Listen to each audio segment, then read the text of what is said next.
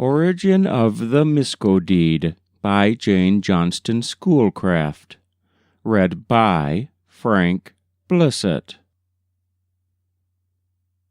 The daughter of Mongazida was the pride of her parents, and their only child. Beauty sat upon her lips, and animation marked all her motions.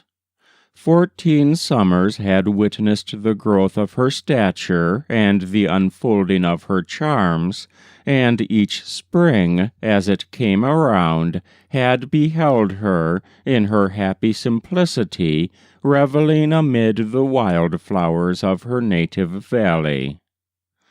There was no valley so sweet as the valley of the Tequamanon.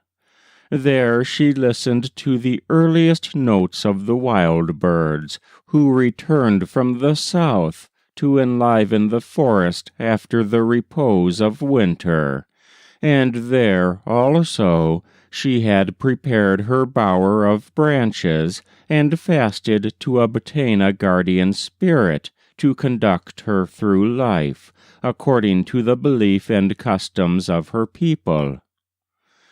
Sweet valley of the Tequamanon, thou didst bless her with the charms of thy fragrance, causing the most profound sensations of pleasure.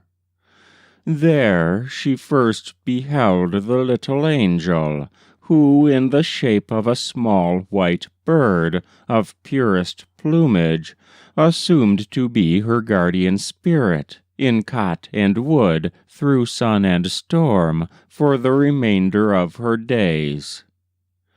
Happy were her slumbers in this delightful visitation, and happy her waking, as she hasted back with fawn-like fleetness to her parents' lodge, with one more charm, one more pleasing recollection, one more tie to bind her fancy and her heart to the sweet valley of the Tequamanon. Beautiful valley of soft repose, there she had first learned to know the sweet face of nature, and seen the river leap and laugh in foam from the rocks, and then pursue its sylvan course through the green-leafed forest. Sweet enthusiast of nature, wild gazer of the woods! There, too, were the sacred graves of her forefathers, and there, she hoped, when the Great Spirit should summon her to depart, her friends would lay her simply bark-encased body under the shady foliage in a spot she loved. It was early in the strawberry moon. The white coat of winter was remembered for its having lingered on many spots which were secluded from the sun's influence. But the flowers of the forest were now in bloom, and the birds had revisited the valley. There was a soft and balmy air, and life and animation seemed to be newly bestowed upon the whole face of the earth. The robin and the mameatua came back to sing, and the murmuring of waters in the little glens and by-valleys rose like pleasing music on the ear, and denoted the time for the opening of buds and the springing of flowers. Never had the scene appeared more attractive to her eye. "Oh!" she exclaimed, "that it were ever spring, that I could ever live and revel in the wild beauties of my native valley, the sweet valley of the Tequamanon." But while all nature rejoiced, there was a deep gloom gathering over the eyes of Mongazida. Whispers of the sign of an enemy on the lofty shores of the pictured rocks had reached his ears. He thought of the haughty air of the audacious tribe of the Otogamis, who, but a few moons before, invaded the country, and had been baffled in their design. He thought of the bitter feuds of the border bands, yet pleased himself in his own seclusion far from the war-path of the enemy, where, for the space of 15 winters, there had not a hostile footprint been seen. While he lay on his couch, pondering on these things, sleep ensued, and he fancied himself to be the leader of a hostile band, who broke from the ambush at the earliest dawn, and carried death and desolation to a slumbering village. Shocked at the catastrophe, he awoke. The dream alarmed him. He remembered that birds of ill omen had crossed his path the day before.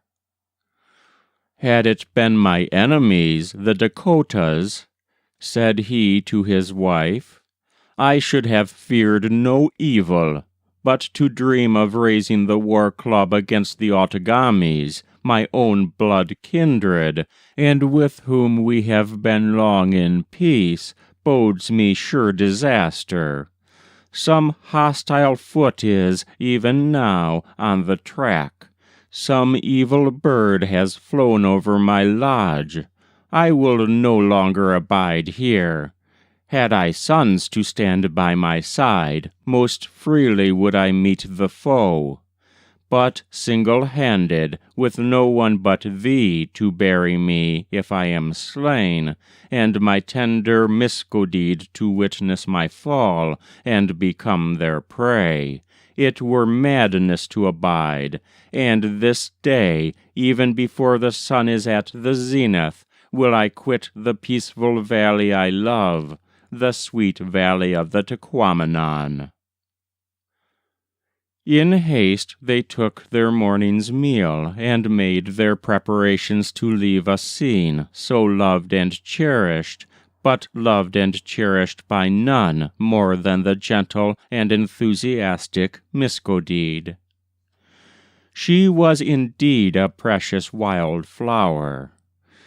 But while they yet sat around their lodge fire, the instinctive sagacity of that trusty friend of the red hunter, the household dog, betokened approaching evil, at first by restlessness and low murmurs, then by breaking into a loud bark as he flew out of the door. It was a daring war party of the treacherous Mendawacantons from the Mississippi. A volley of arrows followed, piercing the thin barks which hung like tapestry around the lodge, and sealing in death at the same instant the lips of both father and mother.